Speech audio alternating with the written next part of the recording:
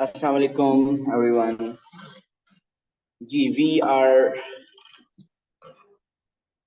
practicing for P1 और बताइए आपने आज की प्रैक्टिस जो की उसमें क्या क्या क्वेरीज हैं।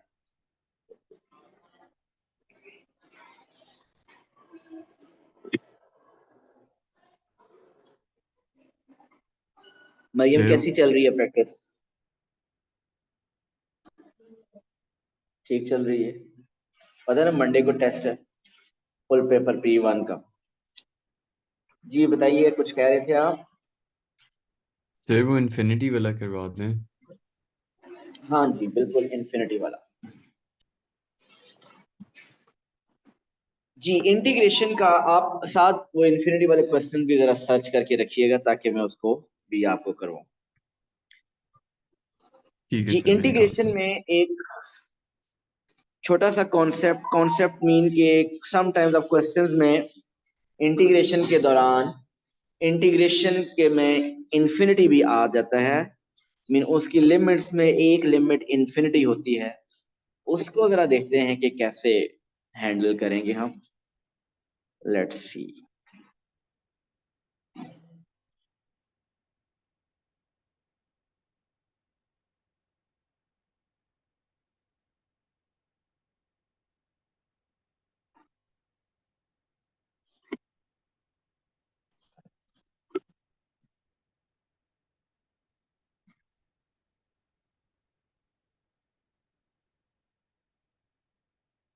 ओके जरा ये देखिए कि अगर आपके पास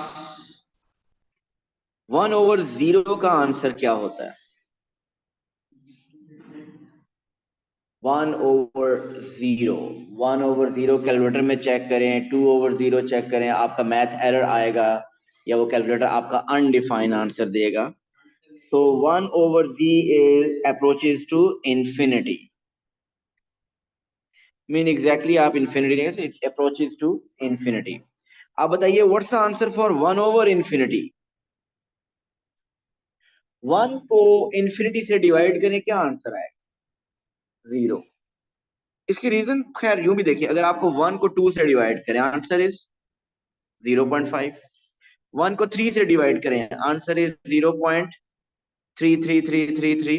1 को 4 से डिवाइड करें आंसर इज 0.25। 1 को 5 से डिवाइड करें answer is 0.2। 1 divide by 10 answer is 0.1। 1 divide by 100 answer is 0.01। अब देखिए जैसे जैसे डिनोमिनेटर इंक्रीज हो रहा है आपका आंसर डिक्रीज हो रहा है। 0.5 से कम होते होते 0.01 चला गया। 1 डिवाइड बाय 1000 0.001 हो जाएगा। 1 डिवाइड बाय 100,000 वो 0. सो डिनोमिनेटर में जितनी लार्ज वैल्यू होगी आपका आंसर स्मॉल होता जाएगा, और अगर डिनोमिनेटर में इन्फिनिट हो जाए तो वो स्मॉल आंसर अप्रोक्सीमेटली 0 को अप्रोच करेगा। 0। सो कहीं पे आप 1/infinity देखेंगे उसका आंसर क्या लिख देंगे? 0।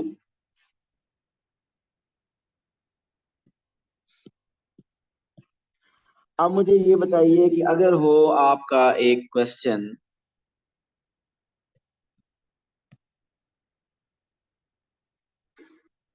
2 times infinity, what's the answer for this? ये भी इंफिनिटी होगा। मीन इंफिनिटी को 2 से मल्टीप्लाई करें वो भी इंफिनिटी होगा। What is infinity plus 3? That is also infinity. What is infinity minus 1? वो भी इंफिनिटी है। What's the answer of 3/2 times infinity plus 1? 0। कैसे? क्योंकि डिनोमिनेटर में 2 into infinity infinity, infinity plus 1 भी infinity. So 3 divided by infinity, so anything divided by infinity approaches to 0। So ये मैं थोड़ी सी इंफिनिटी की आपको कैलकुलेशन बताई। अब अगर आपके पेपर में कहीं पे कोई इंफिनिटी की क्वेश्चन आ जाता है, लिमिट आ जाती है, तो उसमें आप सिंपली इन्फिनिटी पुट कर देंगे और उसका आप आंसर लिख देंगे। फॉर एग्जाम्पल,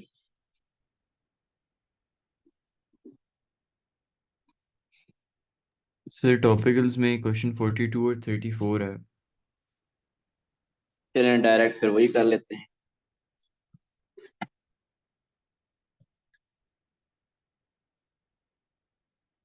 42 और 34।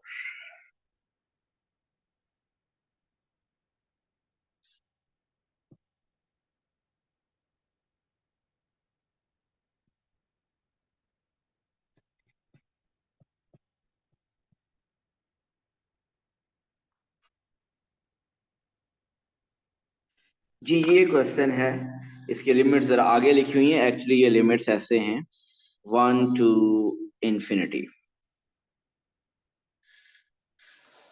1 टू इंफिनिटी हमने इसको इंटीग्रेट करना है 1/3x - 2 होल पावर 3/2। सो आप नॉर्मल मेथड से इसको इंटीग्रेट कीजिए।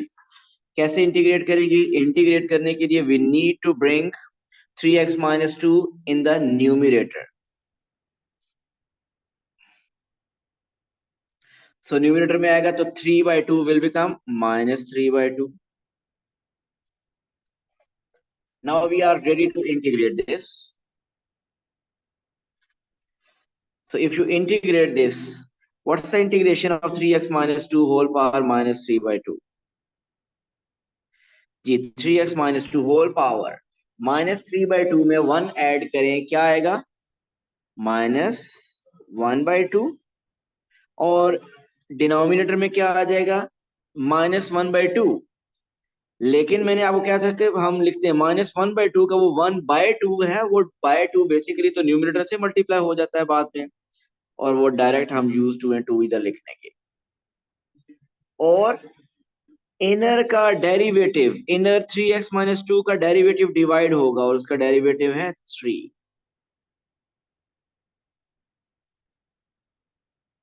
लिमिट्स अभी अप्लाई नहीं की, हम इंटीग्रेट कर चुके हैं। Limits are 1 to infinity.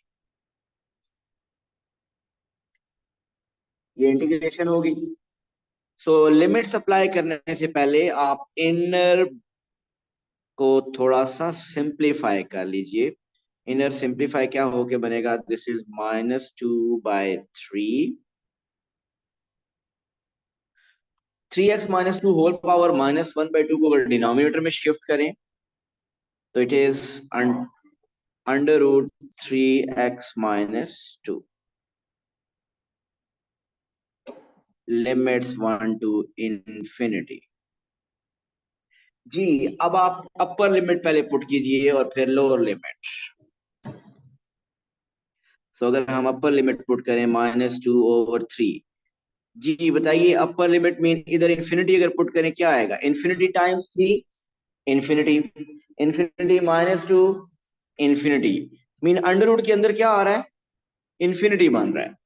So infinity का अंडर रूट वो भी है, इंफिनिटी का स्क्वायर भी इंफिनिटी, इंफिनिटी का स्क्वायर रूट भी इंफिनिटी। सो डिनोमिनेटर में 3 इंटू इंफिनिटी तकरीबन बन जाएगा। This is upper limit minus lower limit. So lower limit put कीजिए -2/3। 1 पुट करें, 3 - 2 इज 1, सो √1 इज 1।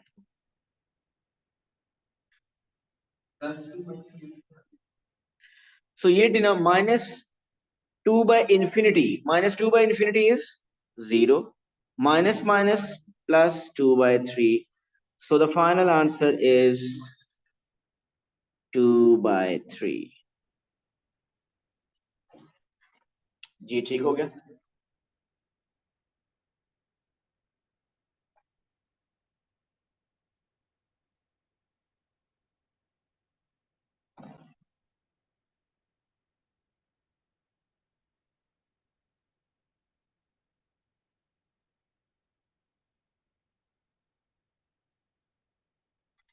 ओके, साथ एक क्वेश्चन 42 था, दूसरा कौन सा? 34 sir. 34।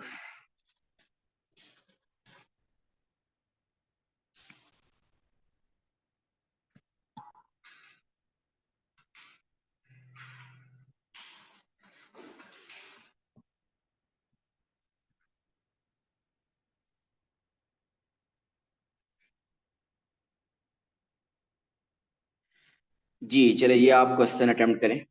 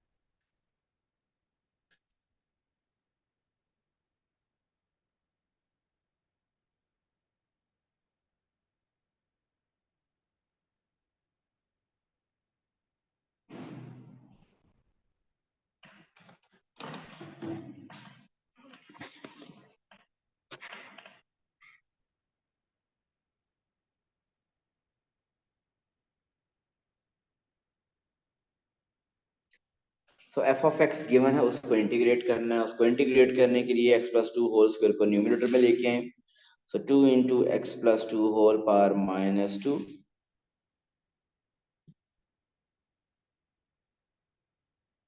So its integration is x plus 2 whole power minus 2 plus 1 is minus 1 over minus 1। Inner का derivative divide करना है, इनर का डेरिवेटिव भी 1 ही है। Now the limits are 1 to infinity।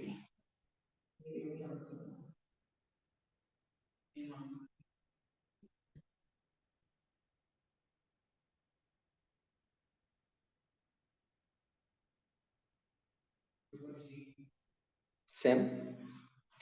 आप लिमिट्स पुट करने से पहले इसको यूं लिखें, this is minus two over x plus two.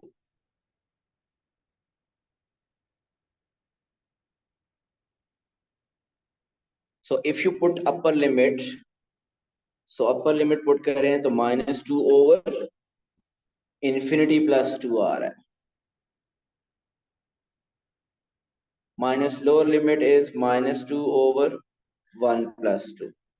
So denominator is infinity plus 2 is infinity, 2 over infinity is 0, so ये तो 0 है, plus 2 by 3, hence the final answer is 2 by 3। इसका भी बाय चांस सेम आंसर आ।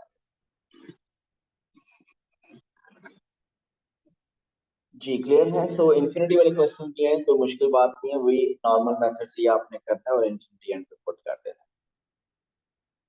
जी इसके अलावा और कोई क्वेश्चंस बताइए जिसमें प्रॉब्लम हो, आपने अटेम्प्ट किए हैं और क्वेश्चन नहीं।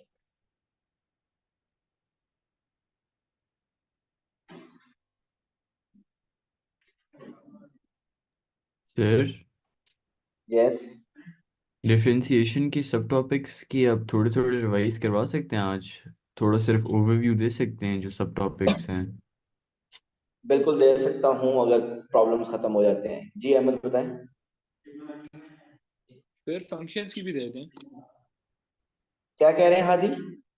सर फंक्शंस की भी दे दें, क्योंकि सर जो भी डिफरेंशिएशन और इंटीग्रेशन में फंक्शंस के आ रहे हैं सर, वो बड़ी मुश्किल से मेरे से हो रहे हैं क्वेश्चंस। सो फंक्शन टॉपिक आप पहले खोलें, उसको रिवाइज करें। और वैसे तो अगर आपको किसी के फंक्शन के या किसी डिफरेंशिएशन के भी किसी के भी लेक्चर्स चाहिए तो वो लेक्चर्स भी मिल जाएंगे। ऐसा नहीं है कि आपको सारा नहीं आएगा, क्योंकि फंक्शन है या डिफरेंशिएशन, उसमें खास तौर पे फंक्शन फंक्शन की ओवरव्यू देने से जहां आप अभी हैं वहीं पे रहेंगे। उसके क्वेश्चंस करें और बेहतर है कि वो क्वेश्चंस आप डिस्कस करें। सर और क्वेश्चन तो इनके सारे कर ही हुए हैं। आपको कोई एक लगे कि कोई टॉपिक या पूरा सब टॉपिक ही नहीं है तो आप उसकी रिकॉर्डिंग भी ले सकते हैं मुझसे। अहमद इस बताएं ना, क्वेश्चन किस तरह बता रहे हैं आप मुझे? यार ईयर कौन सा है? ये तो पिक्चर भेजे हैं इसकी। ये पूरा क्वेश्चन मैंने याद है पढ़ाया, ताकि बाकियों को भी मैं शो कर सकूं ना, इसकी पिक्चर लेके मैं सेंड करें। सर ट्रिग्नोमेट्री का एक क्वेश्चन नंबर 33 कर सकते हैं? कर लेते हैं। ट्रिग्नोमेट्री हमारा टॉपिक नंबर क्या? Sir topic 5।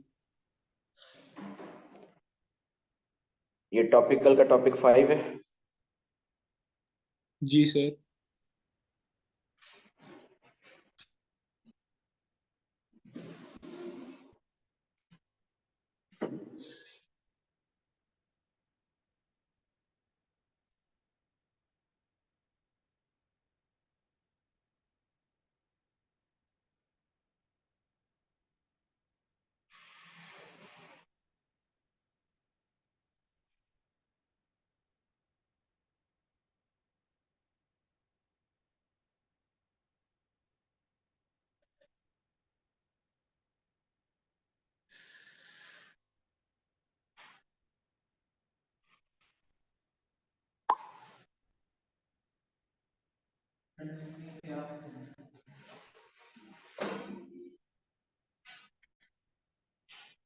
क्या हुआ? बैठे।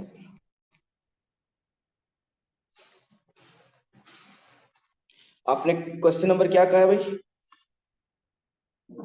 Sir question number 33।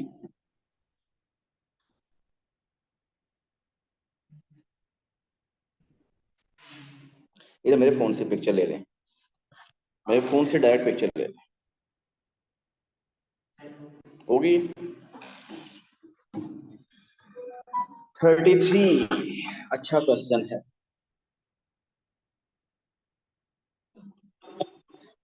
क्या आपको ट्रिग्नोमेट्री ग्राफ्स याद हैं? क्या आपको ट्रांसफॉर्मेशन याद है? अगर ऐसा है तो आप कर सकते हैं ये क्वेश्चन। ये कोई लेटेस्ट ईयर आई मीन 20 के अराउंड होगा। जी देखिए, इस क्वेश्चन में आपके पास in the diagram the lower curve has the equation y is equal to cos theta. Ahmed समझे, the lower curve has the equation y is equal to cos theta. ये वाली curve y is equal to cos theta, आपको y is equal to cos theta graph वैसे भी sketch करना आता है ना, ट्रिग्नोमेट्री में हमने ये किया है। The upper curve shows the result of applying a combination of transformations to y is equal to cos theta। बिल्कुल किया हुआ है, सही है। Find in terms of cosine function the equation of the upper curve। The equation of the upper curve कैसे करेंगे? Transformation बीच में involve करूं या विदाउट ट्रांसफॉर्मेशन करूं? सर दोनों ट्रांसफॉर्मेशन के थ्रू भी ओके। आपके पास ट्रांसफॉर्मेशन के बगैर पहले करते हैं, क्योंकि पता नहीं आपको ट्रांसफॉर्मेशन याद भी है कि नहीं, कब लास्ट टाइम की थी आपने। आप मुझे ये बताइए कि y is equal to a cos bx plus c, इसमें a b c क्या रिप्रेजेंट करता है?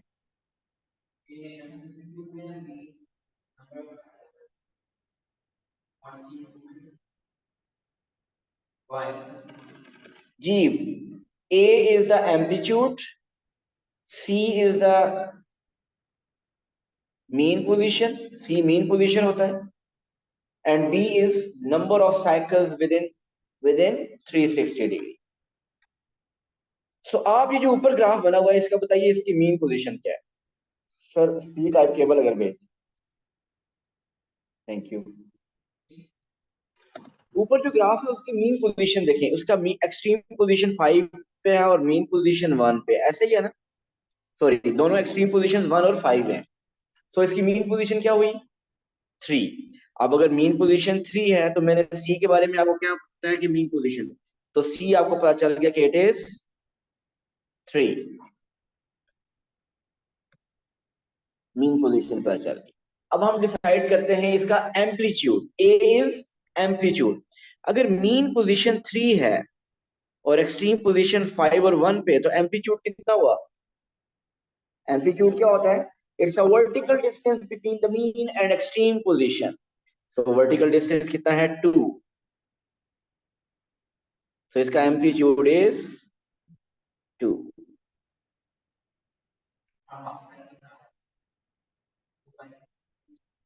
और अब आपने ये देखना है बी क्या रिप्रेजेंट करता है? Number of cycles. आप देखिए 2 पाई मीन 360 तक, 0 से लेकर 360 तक, 0 से लेकर 2 पाई तक, इसके कितने साइकिल्स बन रहे हैं? यहां से लेकर यहां तक तो फुल साइकिल बन रहा है, लेकिन हमने 360 तक करना है। तो नहीं है चार केबल साथ अडॉप्टर। सो 0 से 4 पाई तक तो फुल साइकिल बन रहा है, लेकिन हमें ये बी क्या होता है? Number of cycles within 360 degree. So number of cycles within 360 degree mean with in 2 pi. So with in 2 पाई की अगर बात करें तो ये सिर्फ हाफ साइकिल बन रहा है। So this is half cycle. So अगर ये हाफ बन रहा है तो b is 1/2। So cos b is 1/2x।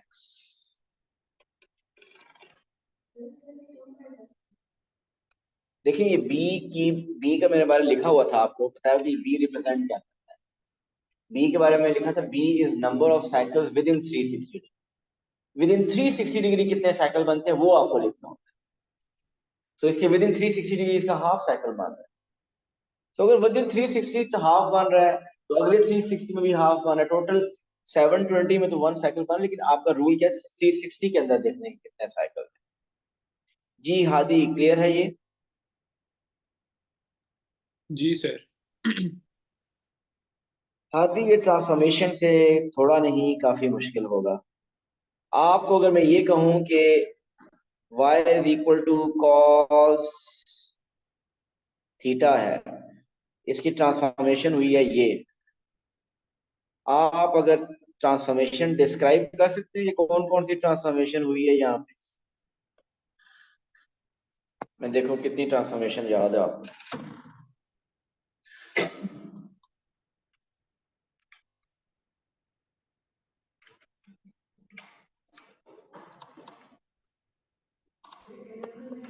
Sir transformation ऐसे याद तो नहीं है। ए लेवल्स में हमारे सिलेबस में है हादी ट्रांसफॉर्मेशन। जी सर। कब पढ़ी थी हमने? सर 2-3 महीने पहले। 2-3 minute. Transformation of function, function topic के फौरन बाद हमने पढ़ा था ट्रांसफॉर्मेशन ऑफ फंक्शन। यार एक वो जब साथ करें ये एक्सटेंशन बोर्ड नहीं साथ ऐसे ले आए। इधर नीचे रख, नीचे ले आए।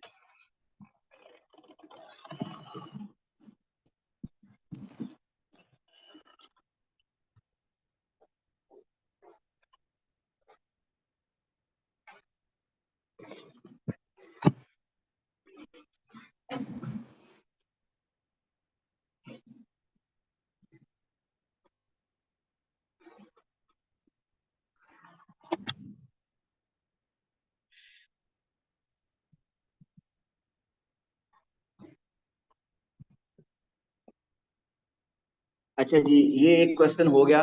और आपने जो क्वेश्चन भेजा हुआ है वो अब करते हैं। आप कह रहे हो आ गए, सेंड हो गए?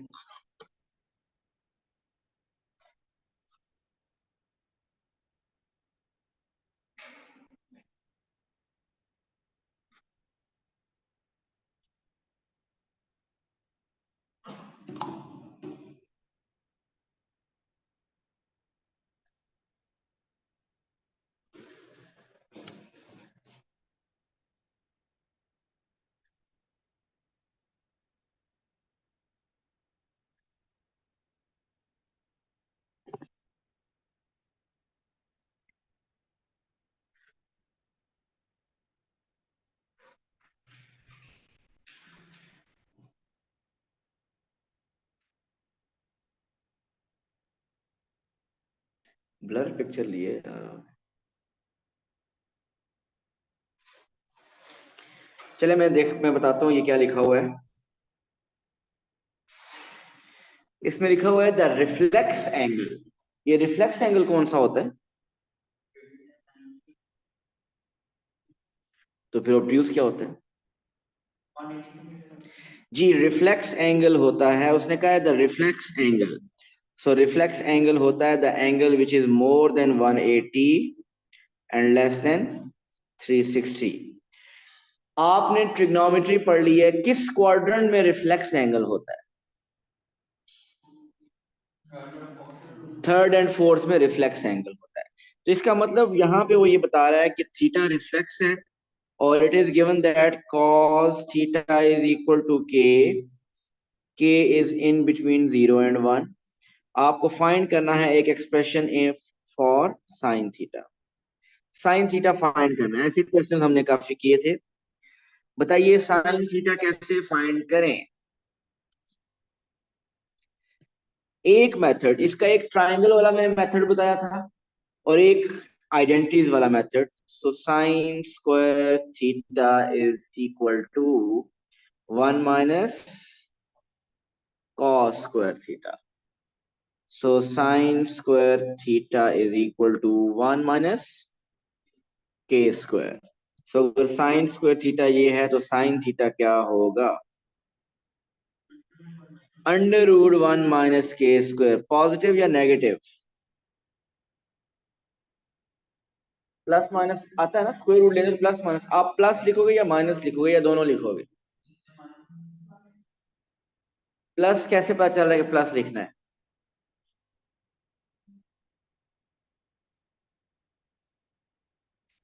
आपको पता है कि थीटा किस क्वाड्रेंट में है? आपको पता है थीटा किस क्वाड्रेंट में है? थर्ड में या फोर्थ में? कोई बता सकता है थीटा किस क्वाड्रेंट में है, थर्ड में या फोर्थ में? 180 से 360 बिल्कुल ऊपर हमने लिखा है। 180 से 360 थर्ड भी हो सकता है, फोर्थ भी। बताइए थीटा किस क्वाड्रेंट में है? इंफॉर्मेशन दी हुई है जिससे आप पता चला सकते हैं। आप ये देखिए cos थीटा गिवन है ना, वो पॉजिटिव है या नेगेटिव है? पॉजिटिव है। थर्ड और फोर्थ में cos पॉजिटिव कहाँ होता है? फोर्थ में। इसका मतलब ये थीटा कहाँ पे है? फोर्थ में। ये बात समझ आई कैसे? पहले उसने कहा थीटा रिफ्लेक्स है, जब उसने कहा थीटा रिफ्लेक्स है मैं समझ गया कि थर्ड या फोर्थ क्वाड्रेंट है। फिर उसने cos थीटा पॉजिटिव दे दिया। cos थीटा पॉजिटिव होता है फर्स्ट में और फोर्थ में। फर्स्ट में तो हो नहीं सकता क्योंकि रिफ्लेक्स है। इसका मतलब फिर ये फोर्थ क्वाड्रेंट है। अब बताइए फोर्थ क्वाड्रेंट में साइन थीटा क्या होता है? नेगेटिव। तो ये आंसर होगा sine theta is equal to negative under root 1 minus k square.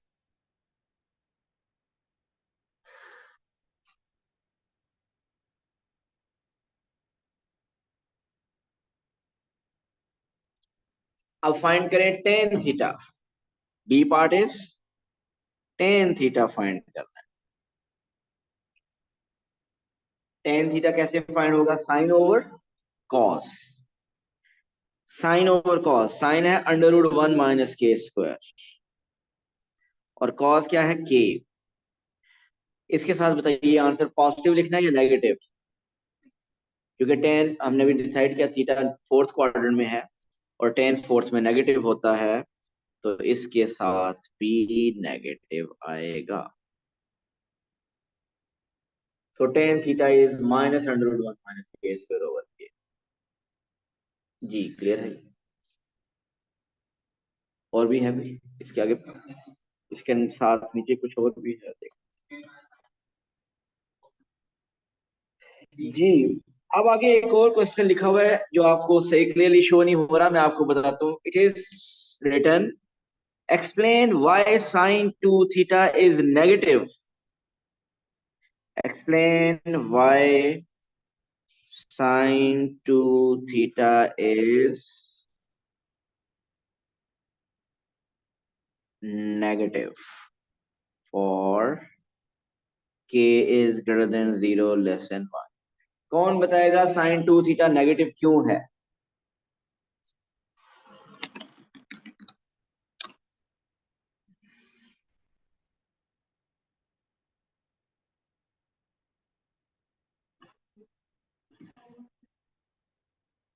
Theta ये तो 2 थीटा है।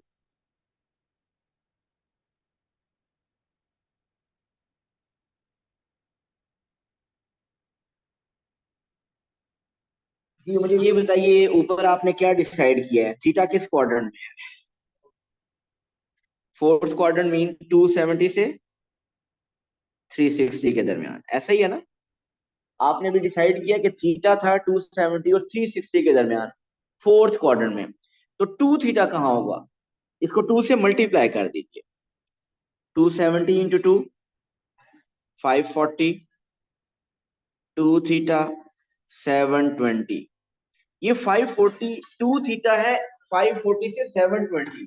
ये 540 से 720 कौन सा क्वाड्रेंट बनता है? Third and fourth. आप अगर देखें ना, यहाँ होता है 0, इधर होता है 180, इधर होता है 360, 360 प्लस 180 इज 540, और फिर आता है 720। सो 540 से 360 कौन सा क्वाड्रेंट बनता है? थर्ड एंड फोर्थ, ऐसा ही है ना? ये 540 में 90 ऐड करें 630 बनता है। ये नीचे यहाँ 630 है, दिस इज 630। 630 में फिर 90 ऐड करें 720। तो आपका 2 थीटा की रेंज है 540 से 720। सो 2 थीटा किस क्वाड्रेंट में हुआ? सो 2 थीटा इज इन थर्ड और फोर्थ क्वाड्रेंट में हुआ फिर। और थर्ड और फोर्थ क्वाड्रेंट दोनों में साइन क्या होता है? Their sign is negative।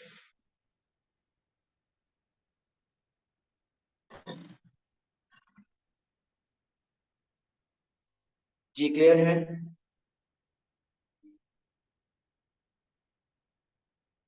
Okay, trigonometry के जैसे आप क्वेश्चन देखिए, आपके काफी कॉन्सेप्ट्स ऐसे हैं जो कि आपको बीच में भूले हुए हैं। आप क्वेश्चंस लेके आए, वो डिफरेंशिएशन के हों, वो फंक्शन के हों, या ट्रिग्नोमेट्री के हों, इसी तरीके से ऐसा ऐसा रिवाइज होंगे। जी हाँ जी। सर जी इससे बेहतर ये नहीं है कि टॉपिकल छोड़ के बंदा ईयरली कर ले ताकि सारे रिवाइज हो जाए? सर इस तरह तो भूलते जा रहे हैं। नहीं, सर क्यों? क्योंकि सर मैंने फंक्शन जब किया था, जब मैंने पूरी टॉपिकल खत्म कर ली फंक्शन की, मगर सर अब मैं फंक्शन से तो समझ ही नहीं आती। आदि 11 क्वेश्चन करेंगे, 7 क्वेश्चन नहीं होंगे, फेड अप हो जाएंगे, तंग आ जाएंगे, ये क्या हो रहा है। तो एक ही टॉपिक को लेके चले पहले, जो भूल चुके हैं। अगर आपको लगता है टॉपिक रिवाइज है तो फिर मेरी तरफ से गो अहेड, रियली करें। लेकिन अगर आपके टॉपिकल अच्छे नहीं हैं, टॉपिक स्पेसिफिकली कोई भूला हुआ है, तो ईयरली से करने से वो रिवाइज नहीं होगा। ओके, अल्लाह हाफिज।